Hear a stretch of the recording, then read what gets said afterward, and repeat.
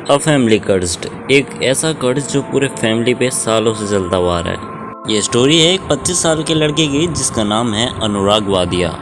वादिया का मतलब है एक मॉन्क फैमिली से बिलोंग करने वाला कोई भी पर्सन।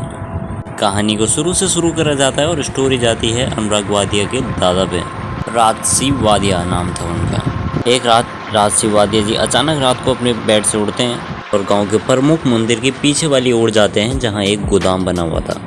बिना किसी सुविधा या बिजली के वो वहां पहुंच जाते हैं। वहां जाने पर राजसी जी को जो दिखाई देता है वो उन्हें हैरान कर देता है। जहां सालों पहले ब्रह्म राक्षस को गोदाम के अंदर स्थान देकर बंद कर दिया गया था वो खुला हुआ है।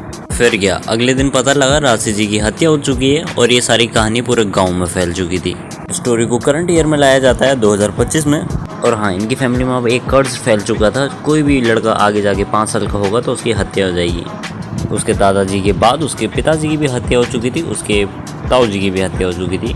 बारी बची थी तो सिर्फ अनुराग की। एक रात अचानक अनुराग भी आधी नींद में मंदिर की ओर चल पड़ता है और अचानक से गेट खोलना शुरू कर देता है। वो आम गेट नहीं था जो ऐसे भी खुल जाए। उसको सालों पहले बहुत सारे मॉन्कों ने अभिमंत्रित कर बंद करा हुआ था, लेकिन अनुराग ने भी बहुत सारी सिद्धि प्राप्त करी हुई थी और वो वहीं बैठ जाता है। कहीं खतरनाक मंत्रों के जाप करने लगता है जो मंत्र उसने कभी पढ़े भी नहीं थे। और जैसे ही दरवाजा छूता है अचानक से उसके मन में सब रिमाइंड होता है। इट मीन्स वो फ्लैशबैक में चले जाता है और अब जाके उसे अपने ब्रह्म राक्षस की असली सच्चाई पता लगती है। असल में उसके दादाजी की डेथ ही नहीं हुई थी। ये सब राजसी जी की बनाई हुई मनगढ़ंत कहानियाँ थी, बिकॉज उनने सुसाइड किया हुआ था। वो मेंटली साइको होंगे। और तभी उसकी फैमिली की जितनी भी गुड स्पिरिट थी उसे होश लाती है और बोलती है जल्दी यहाँ से निकलो। लेकिन तब तक गेट खुल चुका था और गोदाम के अंदर दिखाया जाता है पूरे जाले ही जाले लगे पड़े हैं। और अपना अनुराग भाई देखकर हैरान हो जाता है काफ़ी, क्योंकि पूरे गोदाम के अंदर अंधेरा था। एक सुनहरी रंग की संदूक थी जो बहुत ही तेज चमक रही थी। असल में अभी तक अनुराग के साथ जो भी हो रहा था, जो भी उसकी फैमिली के साथ हो रहा था, पापा के साथ इतने सालों से जो नींद में चलते हुए आ रहे थे, असल में उसके दादा ही करवा रहे थे। दादा की सोल करवा रही थी।